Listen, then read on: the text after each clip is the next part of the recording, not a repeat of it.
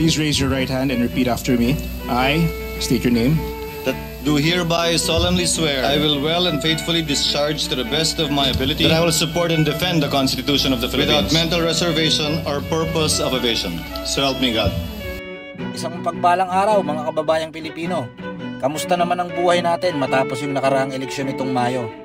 Naiproklama na yung mga bagong manunungkulan bilang mambabatas o yung bagong grupo ng senador natin na kukumpleto sa 20th Congress of the Philippines. Sino-sino ba yung tinatawag din ng Magic 12 na yan ngayong 2025? Alamin natin kung anong mga relo ang sinusuot nila at tignan natin kung ang mga relo na ito magic din ba? Kung mahilig ka sa usapang politika o mahilig ka sa relo, para sa itong video na to. Disclaimer lang tayo o pahinuhay. Yung mga tatak at modelo ng relo dito base lang sa pagsasaliksik at obserbasyon natin. Hindi din natin maipifeature lahat ng relo nila kung marami silang relo. Kaya pumili lang tayo ng most iconic o yung mga madalas na makikita nating suot nila sa publiko. Syempre, yung mga presyo din na ipapakita hindi eksakto. Pero yun yung pinakamalapit nating pagtataya o masasabi nating most logical estimate price. Pero bago tayo tumuloy, kung mahal mo ang bayan mo o kaya naman sigurado kang mahal ka ng nanay mo, inaanyayahan ko kayong mag-like and subscribe. Be part of our growing community of intelligent watch lovers. Kung may maibabahagi kayo na pakikinabangan nating lahat, huwag kayong mahiya sa comment section. Ipakita lang natin na tayo ay tunay na tagalupa ng araw, ng luwalhati at pagsinta.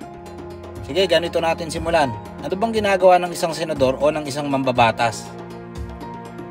Sa madaling salita, sila yung nag-aakda, nag-aaproba, nagre-revisa at pangunahing nagpapatupad ng lahat ng bagay patungkol sa pambansang batas para sa kapakinabangan ng taong bayan. Magkano nga ba ang sinasahod ng isang senador? Sige, baunin natin yung impormasyon na yan at simulan natin kay Senator Ping Lacson. Senator Lacson is a well-seasoned public servant. Dating PNP chief noong panahon ni dating Pangulong Erap, bago siya naging mambabatas noong taong 2001. Isa sa hinahangaan ko kay Senator Ping yung pagiging malinis niya sa pananamit, maging sa practicality at simplicity niya sa pagpili ng relo. Dahil dito sa kanyang One Watch Do Anything na Apple Watch Series 9 or 10 GPS cellular 45mm. Nagkakahalaga yan ng 26,000 hanggang 32,000. Depende yan sa year and model. Balita ko bagamat common smartwatch yan, signature Hermes naman daw yung strap niyan. Pero chismis lang yon. Anyway, congratulations Senator Lacson, a no-nonsense public servant for more than 50 years. Sunod natin dyan is si Senator Tito Soto. Bukod sa pagiging TV host at composer noon pang dekada 70, mahusay na atleta din yan si Tito Sen sa larangan ng bowling. And he carries that DNA in his watch preference. With his Panerai reference number PAM01041 Luminor Duo Automatic Gold-Tech 18 karat rose gold. Apart from that watch, he also thanks a Rolex Skydweller reference number 326933 Gold Steel Oyster Black Dial, which is I suppose what he wears during special occasions. Yung presyo ng Panerai nasa around 1 million pesos yan. Samantalang yung Rolex Skydweller naman ay humigit kumulang nasa 1.3 million pesos. Congratulations, Senator Soto. Being a former Senate President is a testament to your legacy in the government. Next up is the first neophyte senator in this list, Senator Rodante Marcoleta. Dating nag-host ng TV program si Senator Marcoleta. At syempre, isa siyang full-time lawyer at miyembro ng House of Representatives mula noong taong 2004. In this batch of senators, Senator Marcoleta has one of the most admirable watch preferences. Starting with is what I suppose is his beater watch na madalas niyang ginagamit outdoor when he is doing outreach program.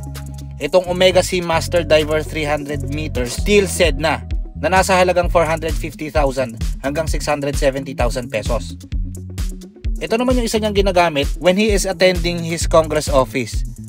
Kung ibabase sa design at style ng watch hand tsaka dun sa markings, I believe this is an Audemars Piguet round 23511 white Roman. Estimate price niya nasa 530,000 pesos. But if you think otherwise, I will rest my case in his Rolex Daytona Panda. This one costs about 1.9 million pesos. Anyway, congratulations Senator Marcoleta. We look forward to your success in the Senate in the next 6 years. Lipat naman tayo kay Senator Lito Lapid. Senator Lapid has been re-elected for his third term in the Senate. Isa din siyang sikat na aktor noong dekada 70 at kilalang ama ng sikat na aktres na si Isabel Ortega.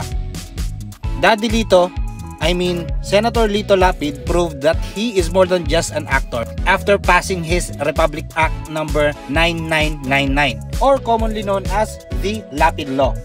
Two recognizable timepieces from Senator Lapid. First off is the tough-built Timex Expedition reference number T49940 na nasa around 7,000 pesos. Good for outdoor activities yan. Tapos ito namang isa na ang paniwala ko ay ginagamit siya sa mga special events. Itong Rolex Day Date reference number 18238 with 18 karat yellow gold and black dial, and of course with president bracelet. Ang halaga niya ay tinatayang nasa 1.6 million pesos. So congratulations Senator Lapid. We wish you continued transparency and success in the Senate. Coming in is our first queen in this list, Senator Amy Marcos. She is a well-seasoned public servant, starting her career in 1977 as a chairperson ng KB or Kabataang Barangay, o katumbas yan ng SK ngayon. Senator Amy is not that of a watch geek, at least in my opinion, considering her exposure in the aspect of Philippine politics and governance.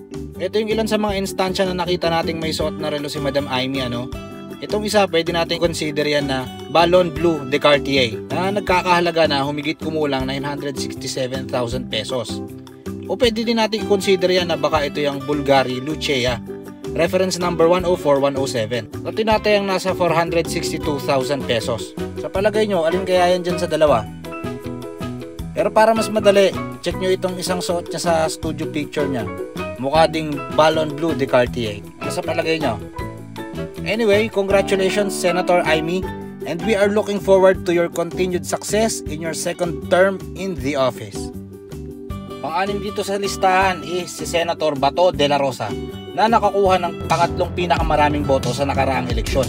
Senator Bato is a former director of Davao City Police and was later on appointed as the chief of PNP in 2016 to 2018. Senator De La Rosa arguably has the most of a plethora of love towards watches na masasabi kong papangalawa sa akin pagdating sa relo kung naging senador ako.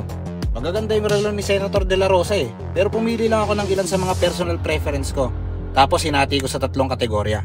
Unahin natin tong kanyang Casio G-Shock GWG 1000 Madmaster Solar Radio Controlled. Nagkakahalaga yan ng around 29,000 pesos. Tapos ito naman kanyang tier 2 na relo, itong Omega Seamaster Diver 300 meters No Time to Die variant. Nagkakahalaga yan ng humigit kumulang 590,000 pesos. Tapos pumili ako ng dalawang relo dito sa kanyang kinukonsider kong tier 3. Una, itong AP Royal Oak reference number 14790ST na tinatayang nagkakahalaga ng 1.7 million pesos.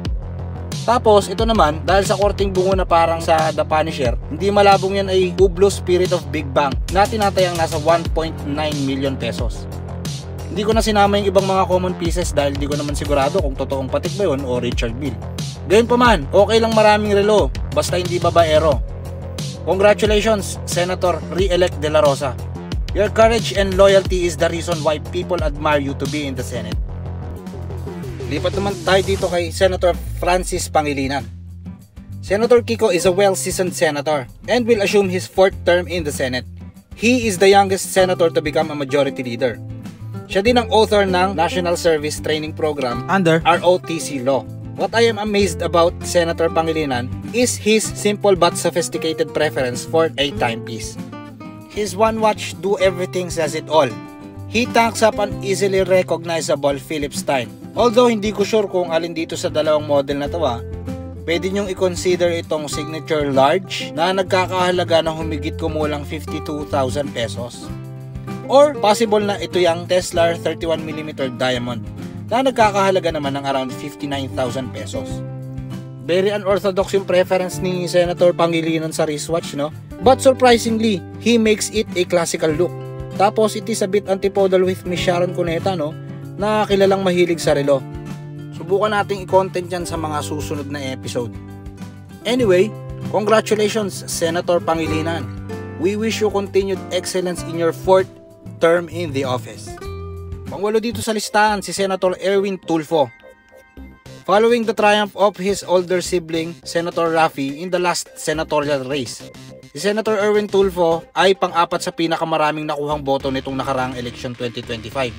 He is formerly a news anchor and a columnist, a professional social worker for the Secretary of the Department of Social Welfare and Development. So ito naman yung kanyang T3 or top 3 notable watches. Una, itong kanyang Garmin Approach series na nagkakahalaga ng 36,000 to 42,000. Ito sa palagay ko yung ginagamit niya sa mga outdoor activities niya or yung kanyang beater watch or pangarabas. Sunod dyan, meron din si Senator Erwin ng Panerai Luminor Marina 1950 na tinatayang nagkakahalaga ng 508,000 pesos. Tapos syempre, yung kanyang special occasions and events watch na Rolex Datejust 41mm na nagkakahalaga ng humigit kumulang 923,000 pesos. Senator Erwin is known for his fearless approach and straightforward reporting style, which I think is a testament of his commitment to truth and justice. And I suppose Filipinos trust him to bring this philosophy to the Senate. Congratulations, Senator Erwin.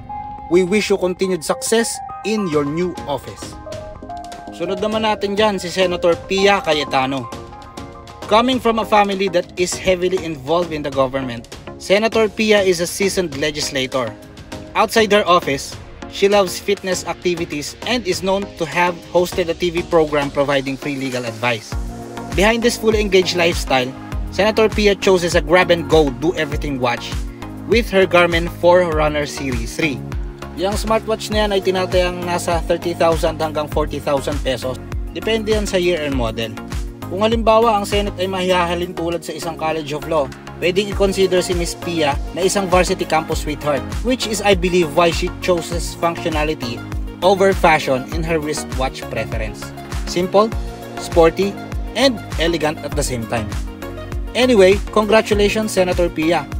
Looking forward to your continued success in your 19th year as a senator. Isunod naman natin dyan yung nakakuha ng pinakamaraming boto at nanguna sa senatorial race na ito. Si Senator Bong Go.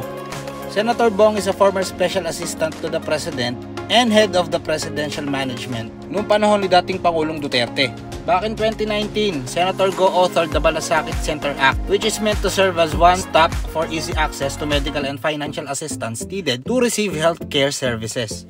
In terms of wristwatch preferences, masasabi kong low-key and low-profile watch enthusiast ito si Senator Go. Pumili ako ng tatlong pinaniniwalaan kong relo nito ni Senator Go. Una, itong kanyang G-Shock Digital 40th Anniversary na nagkakahalaga ng humigit kumulang 9,000 pesos. Ito namang isa, paniwala ko, isa tong Swatch Omega Bioceramic Moon Swatch Mission on Earth Lava. Speed timer watch ito na nagkakahalaga ng humigit kumulang 26,000 pesos. Ito namang isa yung masasabi kong kanyang special timepiece. Paniwala ko, Rolex Explorer 2 ito O kung hindi man, Yacht Master yan. Kung Rolex Explorer yan, nagkakahalaga yan ng 577,000 pesos. Pero kung Yacht Master naman yan, humigit kumulang nasa 674,000 pesos yan. Congratulations, Senator Bongo! Being this successful in the senatorial race is a testament that Filipinos value integrity and loyalty. Isunod naman natin dyan si Senator Bam Aquino, na isa din sa nakakuha ng pinakamaraming boto dito sa nakaraang eleksyon. Born into the prominent Aquino family, he graduated as valedictorian from the Ateneo de Manila University in 1999. His significant contribution is passing 19 bills in just his first term as a senator, which is quite firm and fast considering that short span of time. Pero kayang-kayang i-measure nitong kanyang Omega Speedmaster Professional Moon Watch, caliber 3861. Ang halaga niya ay tinatayang nasa 562,000 pesos. Napaka-sporty and elegant, knowing Omega's craftsmanship and high accuracy calibers. May iba pang mga wristwatches yan si Senator Bam, pero mga understated tsaka low profile brands lang. Pero para sa akin, sapat na yung Omega Speedmaster to cover all occasions. Unang-una sa lahat, iconic watch yan. Pangalawa, Senator Bam knows how to pull it off. Congratulations, Senator Aquino, carrying the hope of the youth to the national stage. Wishing you all success in your second term in the Senate. At ang kukumpleto sa ating listahan, si Senator Camille Villar. Following the footsteps of both of her parents, she is up to write a legacy of her own as a neophyte senator. She previously served as the representative for Las Piñas and as a deputy speaker since 2022. I found 2 recognizable wristwatches from Senator Camille, which, in my opinion, is kind of represents her soft and her fierce persona. Muna dyan, itong kanyang Cartier Pantero stainless steel watch na tinatayang nagkakahalaga ng 225,000 pesos.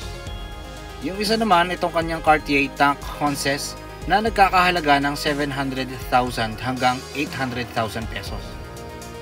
Dalawa lang yan, pero carefully handpicked yan. Especially coming from a reputable brand and which is arguably one of the best watch brands that produces classical timepiece for ladies. Congratulations, Senator Camille! We wish you all success and excellence in your new office in the coming next 6 years. At yan ang 12 bagong halal na mga senador na bubuo sa 20th Congress. Sa mga nabanggit na relo nitong ating mga mambabatas, meron ba na hindi nyo inaasahan? O may presyo ba ng relo na ikinagulat nyo? Do you think that the watches that were mentioned tell something about their personality or competency? Isang banda, ano bang inaasahan natin sa kanila sa susunod na 6 na taon?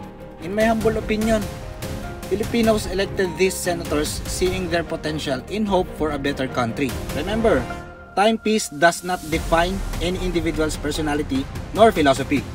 It could just be an expression to admire engineering, a love of art, or just a fashion statement. Kayo ba? Anong konklusyon nyo sa lahat ng ito? Bago natin tapusin itong video, iwan lang natin itong hinaram kong prinsipyo ni late Honorable Senator Miriam Defensor Santiago. With that, salamat sa panonood hanggang sa bahaging ito ng video. Marami tayong paparating na ganitong content. Abangan nyo yan. Huwag kalimutang mag-subscribe para hindi mapag-iwanan. God bless us all and keep watching.